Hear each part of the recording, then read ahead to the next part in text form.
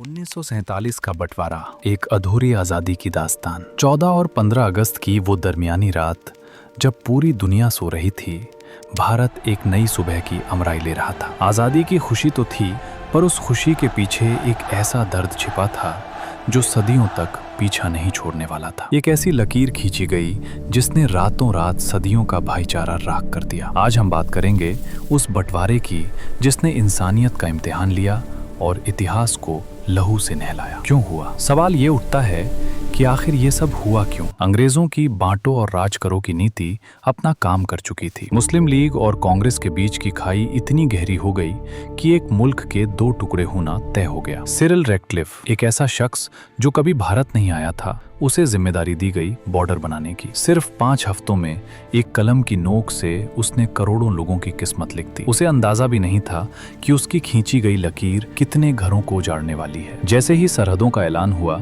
पूरे देश में हाहाकार मच गया। लोग अपने ही घरों में अजनबी बन गए।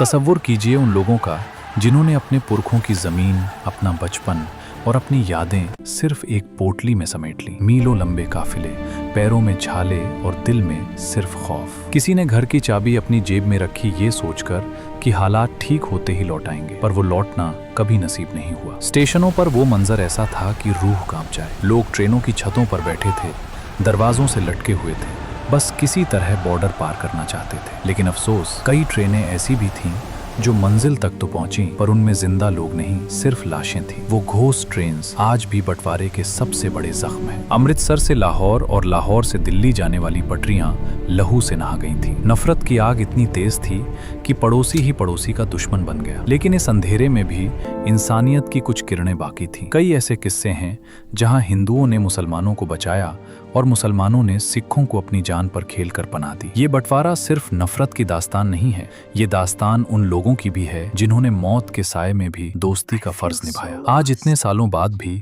वो जख्म भरे नहीं हैं। बॉर्डर के दोनों तरफ ऐसे बुजुर्ग आज भी मौजूद हैं जो अपनी पुरानी गलियों को याद करके रो देते हैं। बंटवारे ने हमें 2 आजाद मुल्क तो दिए, पर जो दूरियां पैदा की उनकी कीमत हम आज भी चुका रहे हैं। 1947 का वो साल सिर्फ आजादी का साल नहीं था, वो इंसानियत के बिखरने की एक दर्दनाक कहानी। ऐसे और वीडियो के लिए AI कार्टून टीवी को सब्सक्राइब करें और बेल आइकन दबाना न भूलें।